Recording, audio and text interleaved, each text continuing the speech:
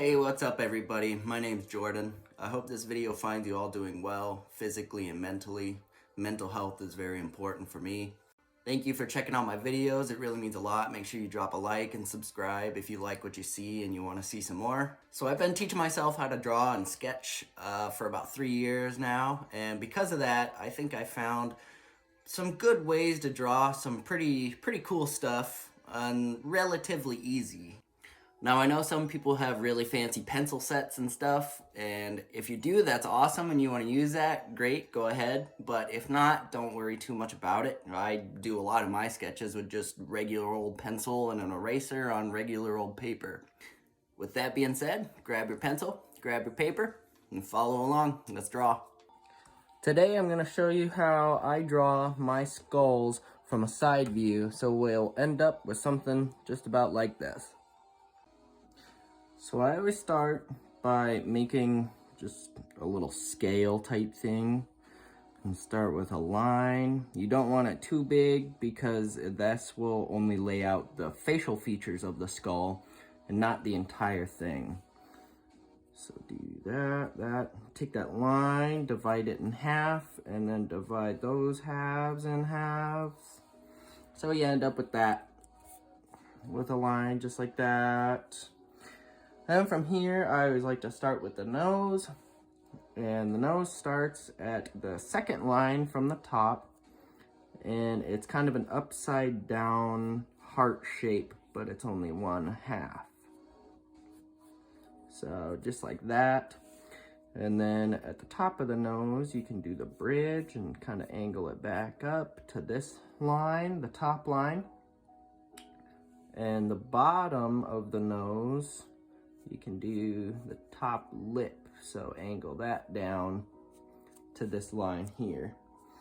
And then there's a little bump right at the top of the nose, and basically it kind of looks like a C-shape type thing, and that is gonna end up being where your eyebrow sits.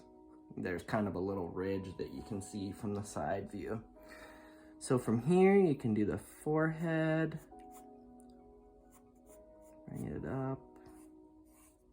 The top of the head from the side is actually kind of flat.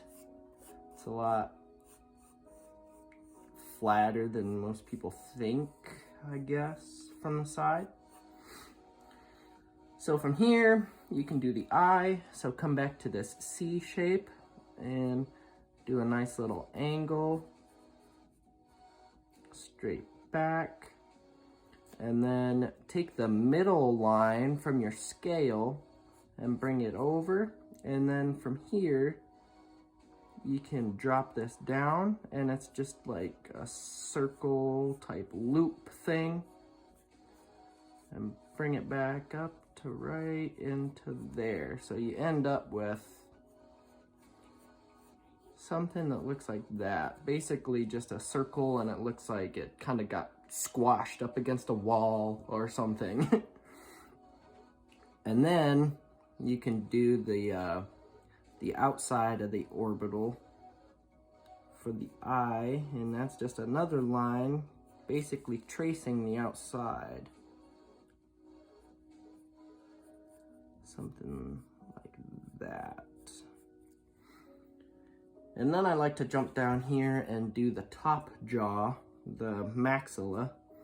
And that is basically just a slightly curved line that dips just about like that. And I usually like to line it up with about where the backside of the orbital is for the eye. Pretty close, doesn't have to be perfect, just to get the proportions pretty close so it doesn't look weird. And then from here, you can do the cheekbone. I like to come in between the nose and the eye and just bring a line, and it dips down here like so, and then comes back up, and this comes over, and this one actually dips again back here,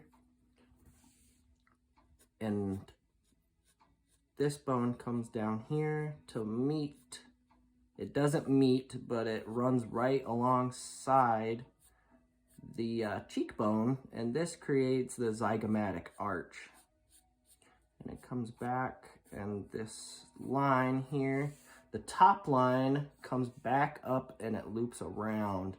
It doesn't come all the way back up to the outside of the orbital, but it just kind of outlines the skull, or inlines the skull, I guess. Kind of runs parallel on the inside of the skull. And that is basically your temporal plate, kind of the flat side of the skull. And then this part comes back down. And then you can go back and get the rest of this, the back of the skull, to meet right back over here. There's also a little bump right on the back bottom side, and then it comes back up to give you a nice shaped skull.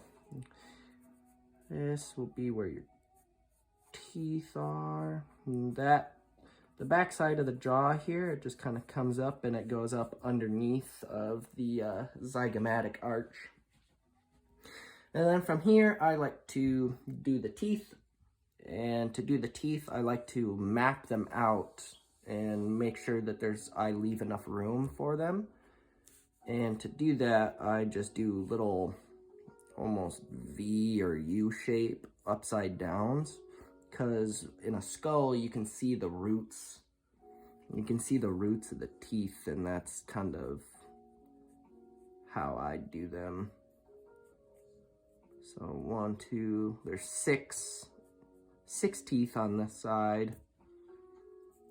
So 1, 2, 3, 4, 5, 4, can't count, 5, and 6. And you can put the teeth in. The first one's gonna be kind of skinny because you're only seeing the very front half of it. And the lateral incisor is next, and then the canine. I always like to make that a little sharper and drop it down a little bit. And then switch to your molars, and those are nice and boxy. One more. And obviously you'll take your time. I'm just showing you how I do mine, my basics, and you can go back and practice this a couple times and then jump right into it and take your time and make it look all nice and good and pretty.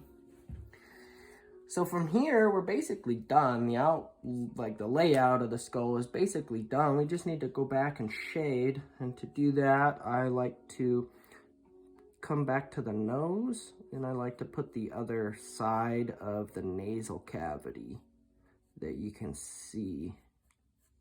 So that's just another line kind of running right alongside. And you just color that in, because that's a nice big cavity there. Come up to the top of the nose, and you can put the bridge of the nose, the nose bone, basically the bridge of the nose.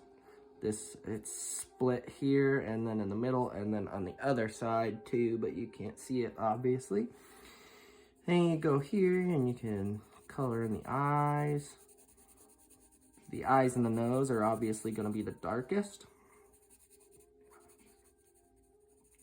And from here, I usually do the inside of the zygomatic arch. And because it's an arch, if this were a real skull, I would be able to take my pencil and stick it in through here, and it would come out on the bottom side of the cheekbone, because there's a big space there. It's a hollow canal, basically, you know, it's like an arch.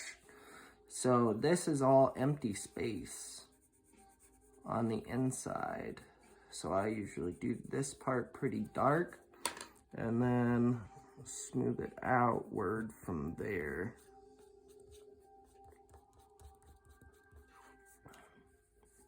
You can use your finger to smooth shading, or a Q-tip, or one of those fancy blenders if you have one. And christen that up. And then you go back and you can shade underneath of here and add texture and details to the teeth, because you can see they come up. Add a little bit underneath of the cheekbone here because that's a big ridge, so there's going to be shading underneath of it.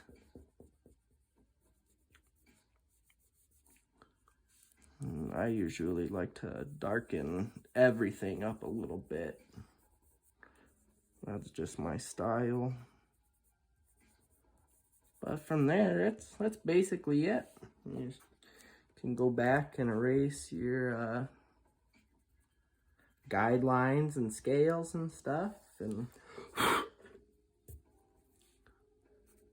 basically done.